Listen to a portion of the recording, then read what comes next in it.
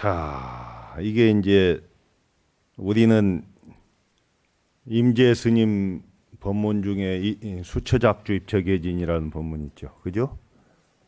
우리 저 서홍 종정 스님은 수처작주라는 글씨를 많이 쓰시고 여기 저 보문사 복가패 가면은 힘 있는 글씨로 수처작주 써 있는데 어디든지 이제 주인공이 되라는 이야기입니다. 장소는 문제가 아닙니다. 서 있는 그곳이 그러니까 수처작주 입처계진은 서 있는 그곳이 진리라는 이야기지 진리의 세상이 따로 있지 않다. 여기서도 지금 말씀하는 게 그렇습니다. 언제까지 너는 법화경에 굴림을 당했느냐? 법화경을 굴려라. 우리는 언제까지 시간에 굴림을 당하느냐? 시간을 굴려라. 그러니까 뭐 10년이든 100년이든 이것은 문제가 아닌 거예요. 내가 주인공이 되면 되는 겁니다. 그래서 법따라 중간쯤 보면은 마음으로 행하면 법화경을 굴리고 마음으로 행하지 않으면 법화경에 굴리게 되나니 마음이 바르면 법화경을 굴리고 마음이 사뜨면 법화경에 굴림이 되느니라. 부처님의 직인을 열면 법화경을 굴리고 중생의 직인을 열면 법화경에 굴리게 되느니라. 언제까지 종로로 할 거냐? 여러분이 주인공이고 여러분 그 자성자리가 모든 것을 만드는 것이다. 그러니까 무변허공도 이 자성자리에서 나왔다. 이렇게 보는 것이 우리가 봐야 될 방향입니다. 그 다음 참청 예배하고 법을 물음입니다. 이제 여기에 그때 당시에 육조스님을 모시고 있던 제자들입니다. 여기에 보면은 뭐 남아 괴양이나 뭐 영가 형각이나 남양 해충이나 이런 분 청원 행사는 없어요. 그 당시에 모시고 있던 분들의 이름이 나오는 거예요. 그러니까 이름이 없다고 훌륭하지 않다고 보면 안 되겠습니다. 지상이라는 스님이 조계산에 와서 남아선사에 와서 이제 말씀하시는 겁니다. 부처님은 삼성을 말씀하시고 또 최상승을 말씀하셨습니다. 재단 알지 못하겠으니 가르쳐 주시기 바랍니다. 하니까 너는 자신의 마음으로 보고 바깥 모양의 법의 모양에 집착하지 말라. 원래 사승법이라 있는 게 아니다. 사람의 마음이 스스로 네 가지로 나누어 법에 사승이 있을 뿐이다. 보고 듣고 있고 외우면 소승이요. 법을 깨쳐 뜻을 남은 중승이며 법을 의지하여 수행하면 대승이요. 10,000가지 법을 다 통달하고 10,000가지 행을 갖추어 일체를 떠남이 없으되 오직 법의 모양을 떠나고 짓되 얻는 바가 없는 것이 최상승이니라. 이게 이제 불승입니다. 일불승. 10,000가지 행을 갖추어 일체를 떠남이 없으되 이 말은 만행이 구비했다 이 말이니 하나도 버릴 게 없는 겁니다. 그래서 이제 그 만선동귀주의라는 그 책도 있지. 10,000가지 선이 다 본귀 진리로 돌아가는 것이다. 자, 그 다음에 이제 이 대목이 좀 이상합니다. 신해라는 사람이 나옵니다. 드디어 신해가 나옵니다. 이 성철 스님은 신해는 지혜종자라 해서 사정없이 내리쳐버리는데 아이러니하게도 육조 스님의 선양운동은 어떻게 보면 신의 공로일 수도 있고 신의 파에서 할 수도 있습니다. 근데 이제 신해는 이때는 어렸어요. 그래서 한글로 된 거 보세요. 또 한 스님이 있었는데 이름을 신해라고 하였으며 남양 사람이다. 조계산에 와서 큰 스님 좌선하십니까? 좌선하시면서 보십니까? 보지 않으십니까? 그러니까 육조 스님이 내가 너를 때렸다. 아프냐? 아프지 않느냐? 그러니까 아프기도 하고 아프지 않기도 합니다. 이 두리뭉실하게 대답을 해버린 거야. 예? 여러분들한테 더러 물으면 이렇게 대답하는 사람이 있어요. 그건 분별 들어간 거야. 분별이 들어갔어. 그냥 계산적으로 그렇게 대답하는데 육조 스님이 어떤 분이요? 이걸 그냥 넘기지 않습니다. 나는 보기도 하고 보지 않기도 하느니라 하니까 큰 스님은 어째서 보기도 하고 보지 않기도 합니까? 하니까 내가 본다고 하는 것은 항상 나의 허물을 보는 것이고 그걸 보지 않는다는 것은 다른 사람의 허물과 죄를 보지 않는 것이다. 이렇게 말씀하십니다. 그런데 너는 아프기도 하고 아프지 않다고 하는데 왜 그러느냐? 그러니까 만약 아프지 않다고 하면은 곧 무정인 나무와 돌과 같고 아프다 하면 곧 범부와 같아서 이런 원한을 일으킬 것입니다. 이게 더 계산적 대답을 합니다. 금강경에 보면은 인욕선인 이야기가 나오죠. 인욕선인 부처님이 과거 그 인행시에 인욕선이라 인욕을 닦는 신선으로 있을 때 가리왕이라고 하는 험악한 왕이 사냥을 나갔다. 아름다운 궁녀를 데리고. 그런데 궁녀들은 사냥하는데 취미가 없죠. 그래서 왕이 사냥하는 사이에 이제 좋은 경치를 찾아서 가다 보니까 어느 그늘 밑에서 신선이 정진을 하고 있네. 그러니 상대적으로 사냥을 하는 왕과 평온하게 정진하는 인욕선인을 보니까 마음이 끌리잖아요. 그래서 거기에 가서 모여들으면서 법문을 해달라 해서 하고 있는데 가리왕이 궁녀들을 찾다가 그 모습을 봐요. 그러니 질투이고 화신이 돼가지고 이놈 너는 누군데 감히 남의 궁녀를 희롱하느냐. 그러니까 나는 인욕을 닦는 선인이다. 그러니까 네가 인욕을 닦는다는데 한번 견뎌봐라 이거 칼을 꺼내가지고 손발을 자르고 아프냐 아프지 않느냐 아프냐 아프지 않다. 근데 대답이 이것은 신에도 아프지 않다 했는데 아프기도 하고 아프지 않다 했는데 대답이 달라요. 나는 아상, 인상, 중생상, 수자상이 소멸됐기 때문에 아프지 않다. 원망하지 않는다. 이리 대답합니다. 금강경 그 내용이에요. 그게 길게 이야기하자면. 그러면 만약에 우리가 손톱을 자르잖아요. 손톱 따면 내가 아파요? 너와 나의 개념을 벗어났어요. 그렇기 때문에 원망도 없는 거예요. 남 탓하면 원망이 있죠. 지금은 남 탓할 때가 아닙니다. 자기 허물로 봐야 됩니다. 육조 스님 자기 허물은 보고 보지 않는 것은 남 허물이다 이렇게 말했습니다. 근데 우리는 자신한테는 한없이 관대하고 상대방한테는 한없이 옹색에 불자매임 그러면 안 됩니다. 넘어가십시오. 신이야, 너는 앞에서 한 것과 본다고 한 것과 보지 않는다고 한 것은 양변에 떨어진 것이다. 너 이놈아 감히 가서 나 실험하느냐고 뭐라고 해요. 그러니까 이제 신혜가 물러나서 이제 더 말하지 않고 모시기를 떠나지 않고 몇십 년을 하게 됩니다. 자, 그 다음에 대법. 이 대법은요, 36 대법인데 이게 다 말할 수는 없습니다. 다만 법문할 때에 반드시 어디에 치우치지 말고 해라. 모양에 치우치지 말고 또 성품에 치우치지 말고 유에 치우치지 말고 무에 치우치지 말고 오름에 치우치지 말고 그름에 치우치지 말고 하는 중도 사상이 여기에 다 도가 있습니다. 그러죠? 양변을 여인 떠난 자리가 중도 정견인데 그런 방향으로 법문을 하고 제자들을 이끌어도 너희들은 일방의 제자가 될 사람들이니까 이렇게 제자들을 이끌어라. 어떤 단견이나 상견을 가지고 제자들을 이끌지 말라는 뜻입니다. 이제 넘어가도 되겠죠. 이제 여기서 좀 강조하고 싶은 건 본성이 불공한다는 말이 나옵니다. 본성은 공하지 않다 했는데 왜 공하지 않다고 하냐면 공에서 공을 떠났기 때문입니다. 불교의 진짜의 모습은 공이 아니고 공에서 공을 떠난 자리입니다.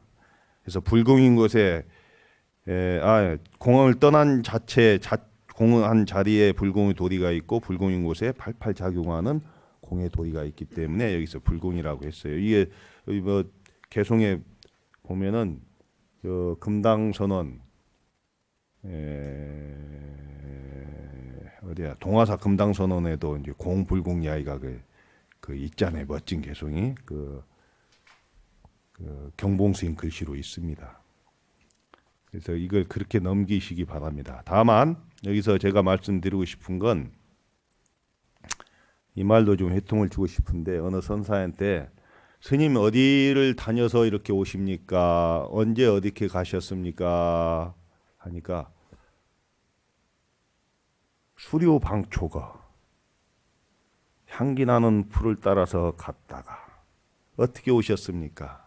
우측 낙하에 낙화를 따라서 왔노라. 그럼 스님은 언제 떠나서 언제 오셨습니까? 4월 3일 날 시작해서 4월 5일 끝났다 이렇게 이야기하지 않아. 이분들은 평소에 이 사상이 이미 깨달은 분들이기 때문에 어디에도 집착하지 않기 때문에 이런 말씀이 나옵니다. 이 말로 이 36대법을 좀 넘어갑니다. 다만 한 가지만 더 강조하자면 마조 스님한테 한 사람이 딱 획을 긋잖아요. 새 획을 긋고 스님 일러보십시오. 길다고 말해도 안 되고 짧다고 말해도 안 됩니다. 땅에다가. 그러니까 마조 스님이 딱 하나 긋고는 일러 맞췄다. 짧다고도 말하지 않고 길다고 말하지 않는다. 그러지. 장자경에 장자가 그랬어요. 황새다리 길고 참새다리 짧다고 말하지 말라. 황새다리는 참새다리보다 길지. 그러죠? 근데 길다? 이렇게 어떻게 이야기합니까? 타조다리보다는 짧거든. 참새다리가 왜 짧아요? 개미다리보다 긴데. 이렇게 보는 거니까 늘 거기에 치우쳐서 보면 안 된다. 이 선사들은 비교하지 않습니다. 있는 그대로 보고 있는 그대로 말하고 이러는 분별이 없어진 자리입니다. 망념이 사라진 자리가 본성 자리를 식식견성함 자리다. 이렇게 보면 되겠습니다. 진가를 한번 보시죠. 진가 28 참됨과 거짓. 이제는 이제 세상을 떠나시려고 합니다. 한번 한글로 된 거 읽어볼게요. 대사께서는 선천 2년 8월 3일에 돌아가셨다. 이게 선천 2년 8월 3일은 712년입니다. 713년. 713년이에요. 당나라 때입니다. 76세로 즉 638년에 태어나셔서 713년에 돌아가시죠. 76세로 돌아가시는데 8월 3일 날 돌아가시는데 그 전에 7월 8일에 이 말이 나오죠. 7월 8일에 문인들을 불러 고별하시고 선천 원년에 그 한 해 전에 그러니까 712년에 신주 구금사의 탑을 만들고 선천 2년 7월에 이르러 작별을 구하였다. 이 말은 그때의 그 관행이 조불도 탑을 했다 해요. 돌아가시기 전에 큰 스님들이 그래서 미리 탑을 세웠대요. 그러고 하는데 구금사라는 데는 육주 해능 스님의 고향이라고 보면 된다. 신주. 거기에서 절을 만들어서 노년에 거기서 계시다가 돌아가시는데 미리 돌아가심을 예언하십니다. 7월 8일에 문인들을 불러 고별하시고 구군사로 간다 이 말이야. 가셔서 이제 돌아가시는데 내가 713년 8월이 되면 세상을 떠나고자 하니 너희들은 의심이 있거든 빨리 물어라. 이렇게 해서 마지막 법문을 하십니다. 그러니까 이제 제자들이 막 슬피 울죠. 딱 안 오는 사람이 신의 하나였다 어린 사람이. 그러니까 신의 하나든 뜰만한데 너희들은 왜 그러느냐? 너희들이 슬피 우는 것은 내가 간 곳을 모르니까 그렇다. 이 말은 나도 자주 쓰는 말이에요. 여러분 만약에 내가 법문이나 강의를 지루하게 하면은 졸릴 거라고요? 졸리는 것은 죽어 있는 시간이지. 그러죠? 바르게 죽기 위해서 죽음을 연습할까? 졸면서?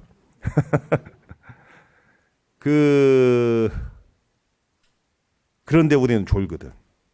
그러죠? 참사 지겨보면 많이 졸잖아요. 그건 죽어 있는 시간인데 왜 그럴까?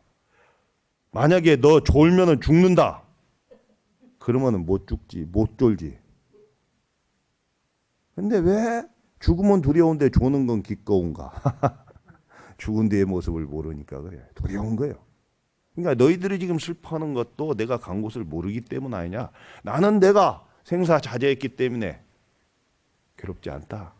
근데 은연중 신에는 울지 않지 않느냐? 이렇게 이제 심을 실어주는 건데 이것은 신의 스님의 계통에서 이것을 유통시켰기 때문에 그런다고 봅니다. 자, 넘어가십시오. 그 개송은 한 번씩 보시기 바랍니다. 그다음 전계 개송을 전함입니다.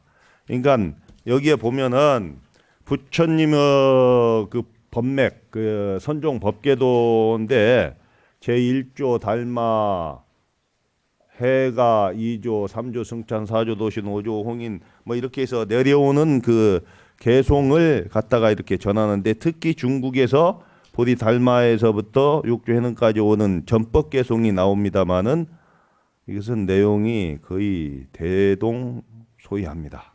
한번 읽어보시기 바랍니다. 그 다음에 전통입니다. 법을 전한 개통입니다. 이것도 보시면 자 이제 묻습니다. 그러면은 육조 스님은 몇 대조를 전해서 왔습니까? 하니까 이제 과거 7부까지 이야기입니다. 그래서 당신이 33조잖아요. 33조인데 과거 7부를 이야기하니까 자기가 40대예요. 41대예요. 여기에서 40대로 이야기합니다. 33조 플러스 7이니까. 그건 과거 7부까지 들어간 거니까 여기 나머지 과거 7부 말고는 여기 초조 부처님으로부터 마가서 마란존자 상나와수에 다 써 있어요. 참조하시고 다만 여기서 이 법맥도 다는 아니에요. 그러니까 지금 있는 분을 중심으로 하기 때문인데 쭉 내려온 아곡조사 우리나라 조사를 보면은 경어성우 찾았나요? 밑에서 5째 줄. 그분 밑에 해월 해명만 언급이 되어 있는데 써넣은 게 있죠. 망공, 수월, 하남 같은 학렬로 그러니까 경어 스님의 제자는 많지만 뛰어난 분이 해월 스님과 망공 스님과 수월 스님과 하남 스님이다. 해월 스님은 저 부산 쪽에서 교화를 하셨고 망공 스님은 수덕사 덕숭산을 중심으로 했고 수월 스님은 저쪽 관도로 가셨죠. 그리고 하남 스님은 오대산에 계셨습니다. 이런 분이 이제 경어 스님의 뛰어난 제자입니다. 그 다음에 해월 스님 밑에 운봉 스님이라는 분이 계신데 운봉 스님한테 법을 전하고 향곡 스님한테 전하고 그 다음에 지금 종정 스님인 진제 법원 선사한테 왔다. 그래서 제 부처님 당시 때 보면 6조를 33조로 보면은 79조다. 그 다음에 망공 스님 옆에 이제 그 수월 스님 밑에 보월이 있죠. 찾았어요? 그분은 수월 스님의 제자가 아니고요. 간격이 없어서 그런데 망공 스님의 제자입니다. 망공 스님의 큰 상자입니다. 수법 제자입니다. 실제로는 이분은 서산 해미장에 그 부인이 산통을 하고 있어서 용한 약을 구하러 왔다가 덕숭산에 계시는 망공 스님이 더 용하다 하니까 그때는 망공 스님 호랑이 타고 다닌다고 소문 나가지고 와요. 그러니까 생사가 급하냐 출산이 급하냐 해가지고 입산을 했는데 그 해에 그 철에 해 맞춰요. 석 달 안에. 굉장합니다 이분은. 근데 이분은 망공 스님이 인가를 하고 바로 보덕사 조실로 가야산에 보덕사 조실로 내보내요. 근데 이분이 단명하셔요.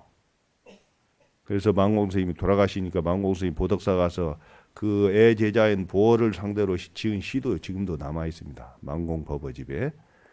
이게 너무 아쉬우니까 금강산 마하연으로 망공 스님이 사람을 보냅니다. 그래서 금오 스님한테 해제하거는 덕숭산에 좀 들려라. 그래서 법을 이렇게 문답을 통해서 인가하고 너는 보름액을 붙여라 이렇게 한 거예요.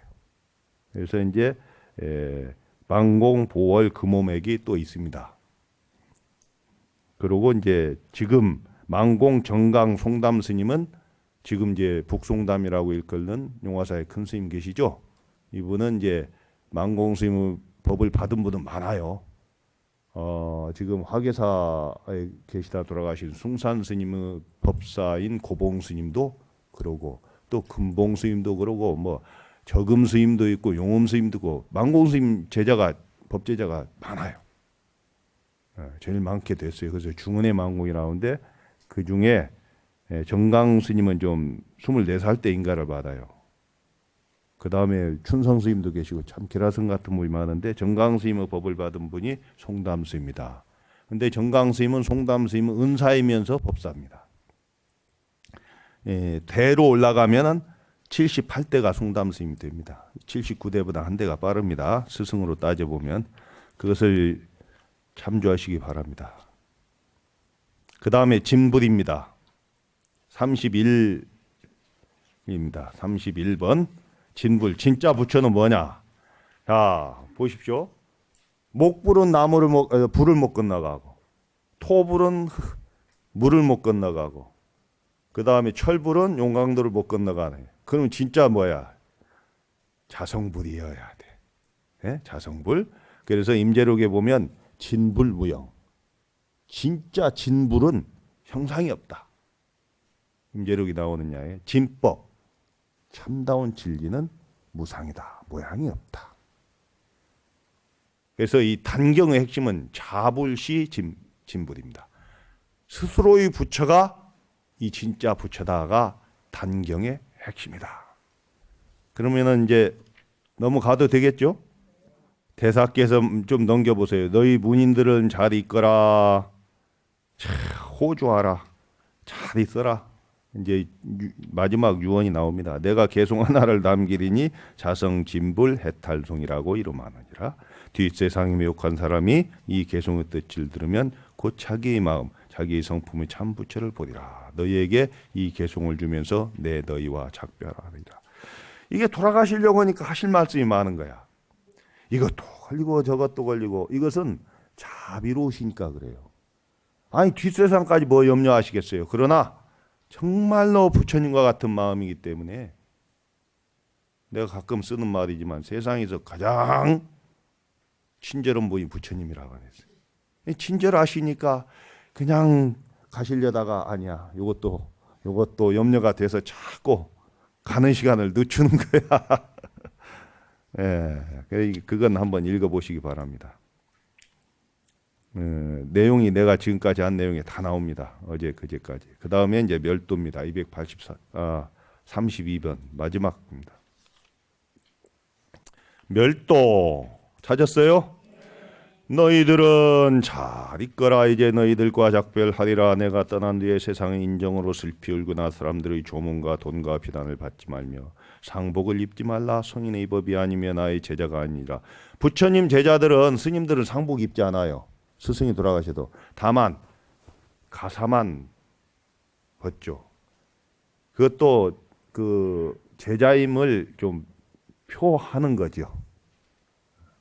그러죠? 예, 우리는 가사를 주으면은 일반 스님이 아니고는 예하지 않습니다. 가사를 존중하기 때문입니다.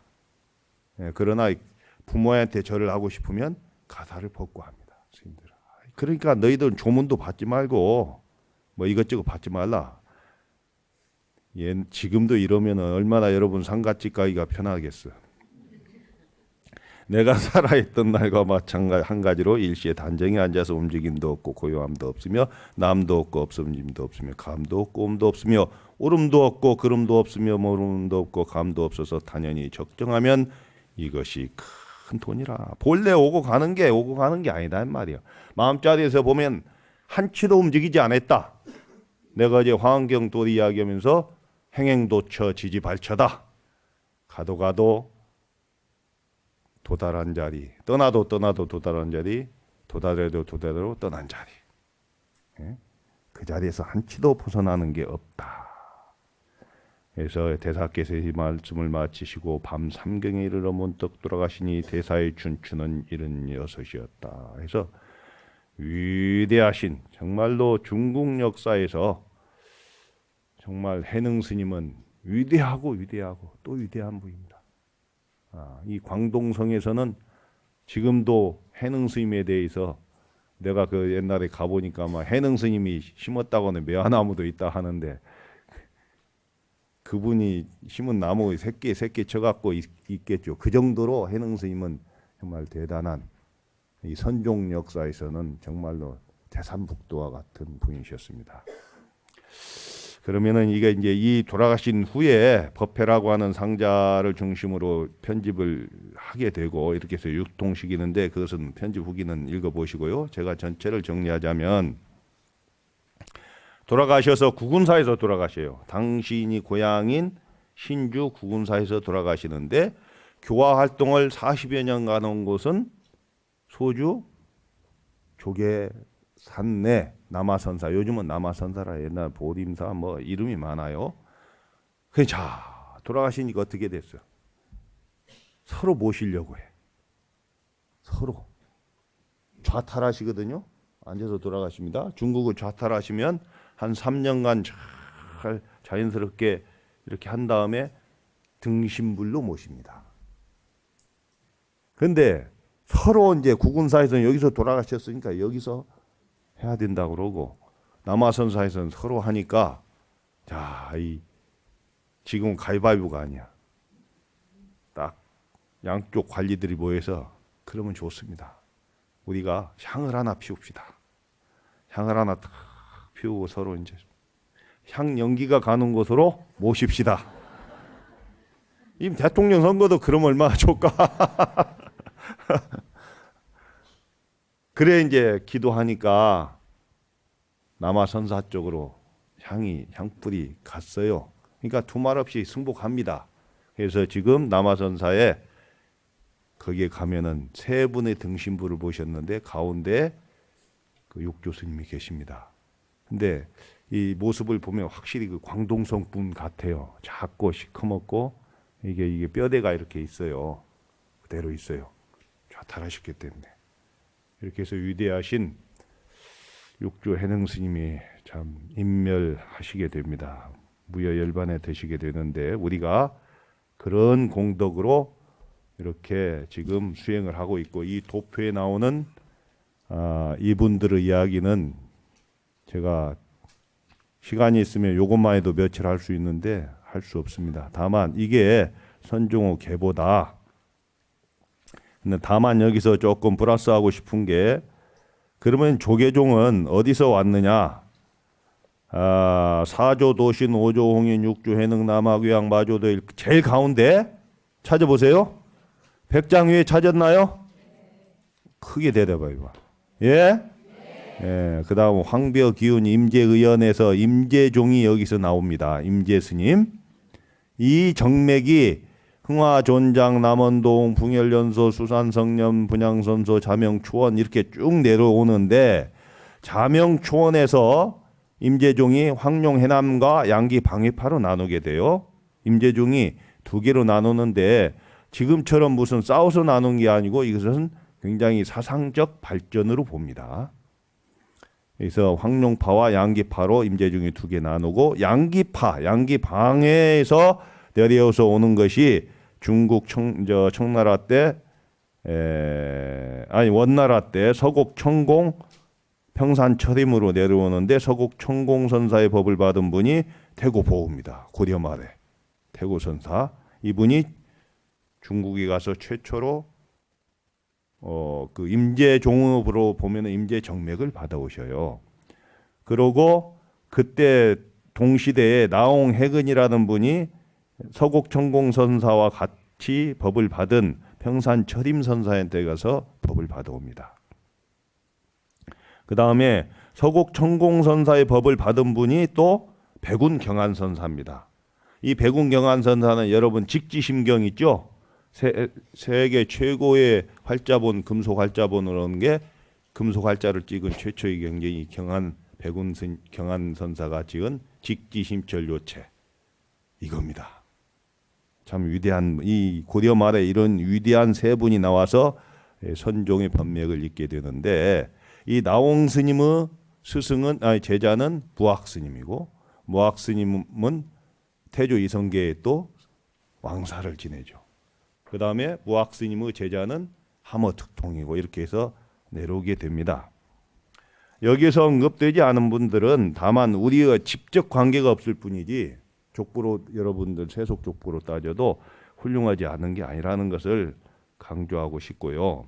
임재 정맥으로 보면은 이렇게 됩니다. 그래서 중간에 내가 말한 그 승가고시일의 수석 합격자인 서산 스님과 사명 스님 이런 분들에서 또 선이 내려오는데, 서산 스님의 제자 중에는 누가 뭐라 해도 사명대사입니다. 그러나 그 우리의 지금 맥은 사명 스님의 맥이 아니고 양치는 성자, 누가 양치는 성자 출판했다고 하는 분이 있던데 어젠가, 양치는 성자 뭐 책이 백운 스님이 그분도, 그분이 쓴 소설이 있어요. 나 그걸 옛날에 잘 봤는데 그분은 이 편양이라고 해요. 양을 치었다. 편양 응기선사인데 그분은 실제로는 서산 스님의 손주 상자입니다. 그런데 법을 인가받고 서산 스님이 돌아가시던 해에 법을 인가받고 24살 때 법이 귀중한 거로 서산 스님 법맥을 바로 이어요. 그러니까 한 계단 올라간 거예요. 그래서 이 법맥이 지금 한국으로 우리 경허 스님 오르는 이 맥이다. 그래서 지금 뭐 진재 스님, 송담 스님 이런 분들이 있을 수 있고 이제 내가 모시고 살던 봉암사에서 조실로 모시고 살던 서암 스님 말씀 들어보니까 당신은 금호 스님 법상자라고 해요. 이 호도 월인이라고 받았대요. 그러니까 여러분들 꼭 맥이 두 개만 있다고 보지 마시고 여러분 안목이 도인이 됐다면 처처가 다 도인일 겁니다.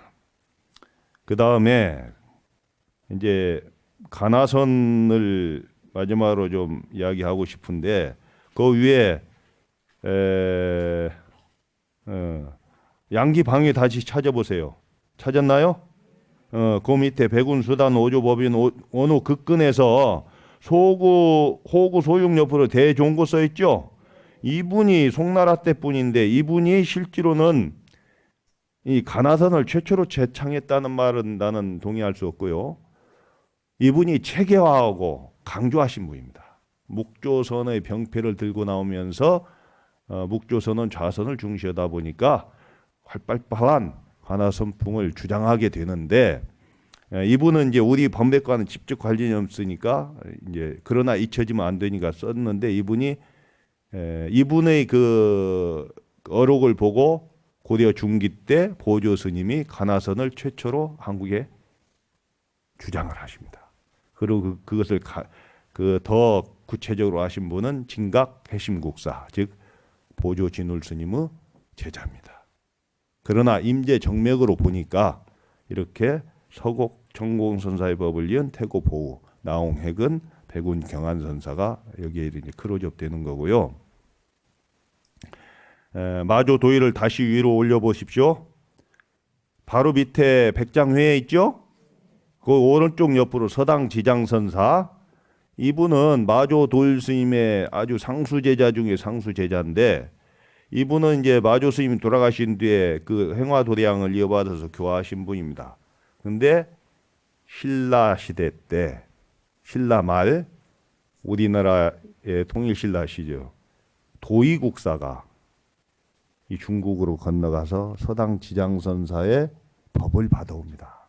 이것이 한국의 최초로 신라니까 이건 고려고 나머지는 신라니까 최초로 선법을 받아오신 분이 도의국사입니다. 이분이 한국에서 신라시대쯤이니까 와서 보니까 전 통일신라를 관통하는 사상은 의상스님 화엄사상이었어요. 그래서 화엄 10차를 중심으로 그래서 시절 인연이 도래하지 않았구나 하고 설악산 진전사에서 머무르시면서 돌아가시게 됩니다. 그래서 돌아가시는데 그분의 제자인 제자의 제자가 지금 전라남도 장흥 보림사에서 가지산문을 열면서 구산선문 중에 한 파를 열면서 가지산문의 계산조로 자기의 노스님인 도의국사를 모시게 됩니다. 이래서 조계종에서는 종조를 도의국사로 모십니다.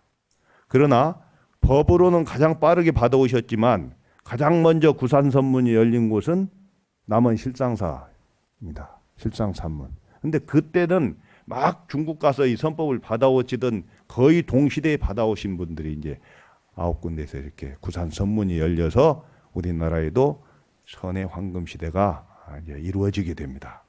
그러니까 여러분이 도표를 보시면서 그리 생각하시고 대종거선사 이전까지는 이제 조사선이 아주 꽃을 피우고 있을 때인데 문제가 붙습니다. 대종고선사 위에 스승이 원호 극근선사입니까? 그러죠? 이 원호 극근선사는 유명하고 난해하기도 어려운 벽암록을 쓰신 분이에요. 참 나 그걸 보면서 참 이런 분도 세상에 계시구나 하고 감탄했는데 그분이 평생 역작으로 남기신 위대한 어록인 벽암록. 이 감히 안목이 없는 자는 감히 법문하실 수 없는 이런 난해한 어록인데 이게 이제 이 육조 단경처럼 필사해 가지고 이렇게 돌아다녔어요. 그런데 대종고선사가 그 제자가 민이라고 하는 고장에 가서 보니까 이 사람들이 이제 멋지게 문답을 하고 있는데 멋진 문답이긴 하나 그건 문자야. 그래 빠진 거야. 깨달음은 노래를 당나라 때부터 이 지어서 나오던 이런 게 있던데 송나라 때 보니까 이제 깨달음은 노래를 짓는데 진짜 목적은 깨달음인데 문자 선을 하고 있는 거예요. 또 뜻으로 하는 의리선을 하고 있다 이 말이에요. 그래서 이 폐가 막중하구나 해서 당신 스승이 지은 벽암록을 불태워버려요. 대단합니다. 그러고 이제 묵조사선의 이제 묵조선 자체를 비판한 건 아니고 그 병폐를 주장하면서 가나선을 체계하고 강하게 주장하신 분이다. 이게 이제 대종고선사예요. 그러니까 가나선은 위외인 순선 시대인 조사선의 정신을 그대로 계승했다. 이렇게 보시고 어떻게 보면 좀 수행을 근기가 이제 하열해지니까 나올 수 있는 방법이기도 하지만 단순 명료화했다 이렇게 보시면 되겠어요. 그래서 하도 하나로 모든 악기 악습을 다 대적하고 여기에서 가득 몰입하게 되면 즉 대의단을 일으켜서 수행하게 되면은 뻥 터질 것이다. 이렇게 제시한 수행법입니다. 시간이 많지 않기 때문에 이제 전체를 정리하자면 육조 해능이라는 분은 중국에서 태어나신 인물 중에 정말로 가장 위대한 인물 하면은 이 육조, 마조 이런 분들일 겁니다. 임재, 덕산 이런 분들 대단한 그런 우리 선배 스님들, 조사 스님들에 의해서 우리가 그분들을 의지하고 법문을 듣고 이게 수행하고 있습니다. 처음 시간에도 이야기했지만 육조 단경은 이미 어록을 넘어서서 부처님 말씀처럼 소중히 여기는 경전, 성전으로서의 위상을 지니고 있기 때문에 오늘 여러분들이 이렇게 육조 단경을 회항하면서 또 강의를 들으면서 이제는 이 책이 여러분의 지남이 되기를 바라옵니다. 한 번 더 읽어보시면은 새롭고 또 한 번 더 읽어보면 또 새롭고 할 거예요. 그래서 또 특히 주의스님 말씀 들으니까 육조 단경을 보시한 분도 있다니까 그분에게 마음으로 참 고마움을 느끼고 감사하다는 말씀을 드리고 여러분들이 이 인연 공덕으로 정말로 발심 수행자로 거듭나기를 법문만 듣고 강의만 듣고 끝내는 것이 아니고 또 알게 모르게 이제 어느 스님은 법문을 좀 잘하고 못하고 이런 비교 분석하지 마시고 내 업무를 좀 덮으려고 하는 소리입니다. 여러분 열심히 정진하는 말보다는 행동으로 옮기는 육조 단경의 사상처럼 그래서 무념위종 망념이 없는 그 본래의 마음을 종으로 삼고 무상위체 모양 없음으로 본체를 삼고 무주의본 마음을 머무름 없음으로 물같이 있음으로 그 본질을 삼는 그런 수행자가 되기를 간절히 발언하고 저희 강의는 모두 마치겠습니다. 고맙습니다.